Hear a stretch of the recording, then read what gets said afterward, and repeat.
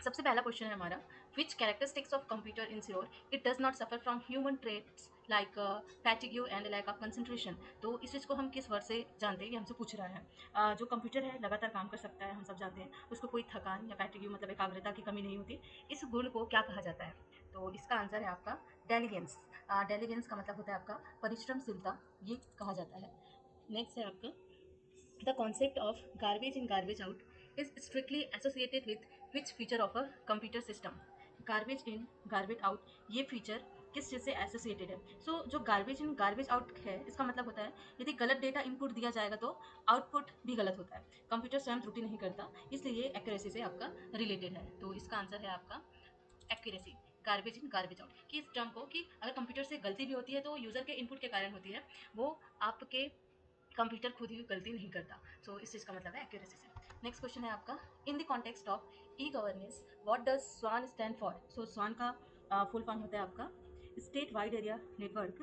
जो जितने भी आपकी इंडिया में ई गवर्नेंस परियोजना का एक महत्वपूर्ण नेटवर्क है ये, जिसका पूरा नाम होता है आपका state wide area network, option A.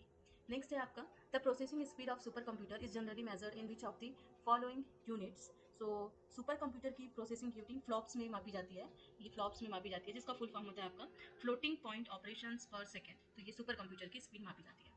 Next question है, which generation of computer saw the shift from batch processing operating system to time sharing and real time operating system? So तीसरी पीढ़ी का जो कंप्यूटर है आपका, जो यूज़ करता है आपका इंटीग्रेटेड सर्किट, है ना, उसी के थ्रू हम टाइम शेयरिंग और रियल टाइम ऑपरेटिंग सिस्टम का डेवलप कर पाए।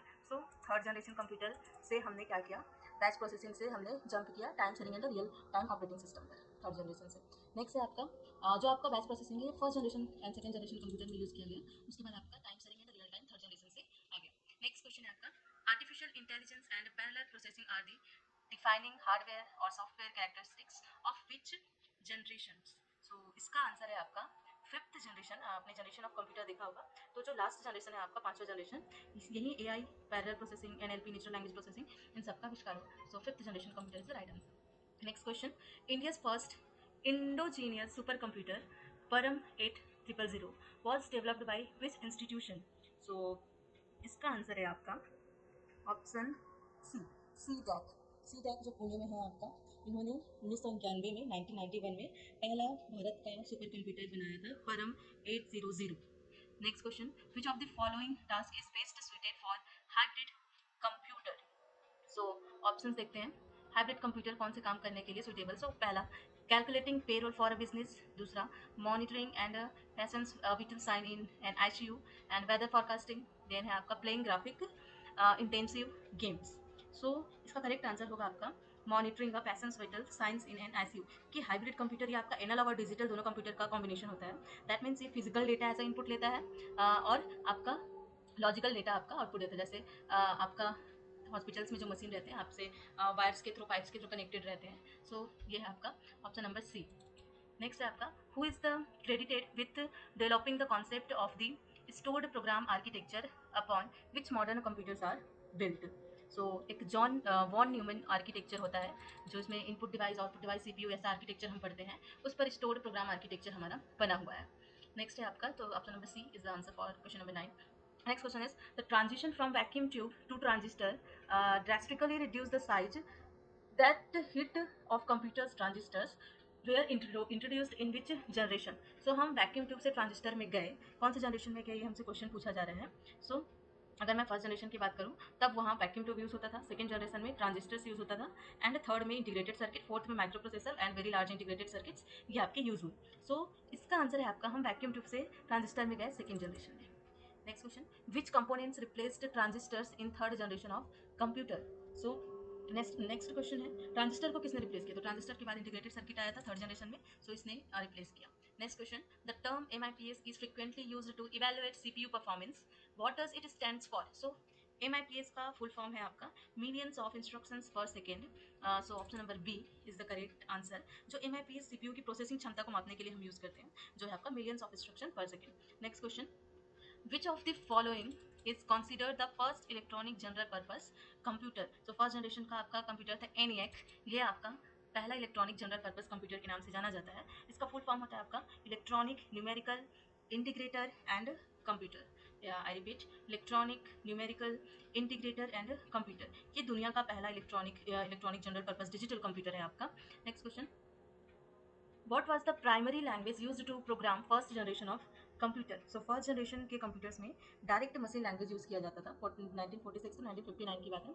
सो फर्स्ट जनरेशन में आपका लैंग्वेज होता था machine language. Next, microprocessor are based on very large scale integration technology. What does VLSI stands for? So मैंने अभी फुल फॉर्म बताया, very large scale integration. Option number A is the correct answer.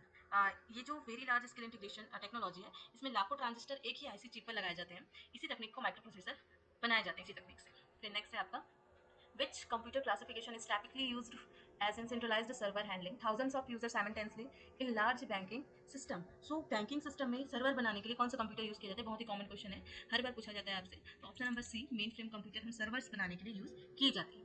Next question, the analytical engine mechanical general purpose computer was designed bye.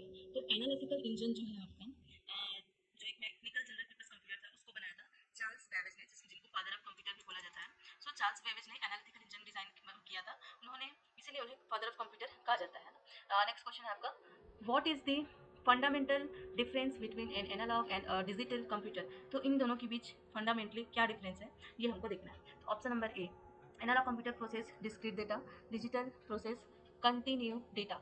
गलत बात है। आपका analogue जो है वो क्या करता है, आपका कंटिन्यूअस डेटा पर काम करता है, और डिजिटल आपका डिस्क्रीट 0 और 1 के फॉर्मेट में काम करता है। सो ऑप्शन नंबर बी इसका करेक्ट आंसर है आपका। और नेक्स्ट ऑप्शन था, analog computers are faster than digital computer. ये भी गलत बात है, आपका डिजिटल कंप्यूटर ज़्यादा फास्टर होता है। Analog computer use microprocessor, ये भी गलत बात है, आपके digital computers microprocessor use करते हैं। सो आपका ऑप्शन नंबर बी यहाँ पर करेक्ट हुआ। Next question, which of the following field heavily relies on CAD CAM software utilization high in computer graphics? So यहाँ आपसे पूछा गया है, कैड का फुल फॉर्म होता है कंप्यूटर एडेड डिज़ाइन, और कैम का फुल फॉर्म होता है कंप्यूटर एडेड मैन्युफैक्चरिंग। का सबसे अधिक उपयोग होता है आपका घर बनाने में, ना, भवन निर्माण में, मशीन डिज़ाइन एंड इंजीनियरिंग्स में। सो आर्किटेक्चर्स एंड इंजीनियरिंग्स आपके सही होंगे। कैड एंड कैम का फुल फॉर्म एक बार रिपीट करती हूँ, computer aided design and computer aided manufacturing. Next question, what is the primary purpose of a computer system in a data processing environment? So computer system का primary purpose क्या है? सो हम computer के definition में देख पाते हैं। पहला ऑप्शन देखते हैं हम, it converts information into raw data. गलत बात है, रो डेटा को इन्फॉर्मेशन में बदला जाता है। Option B, to convert raw data into meaningful information. This is the correct answer.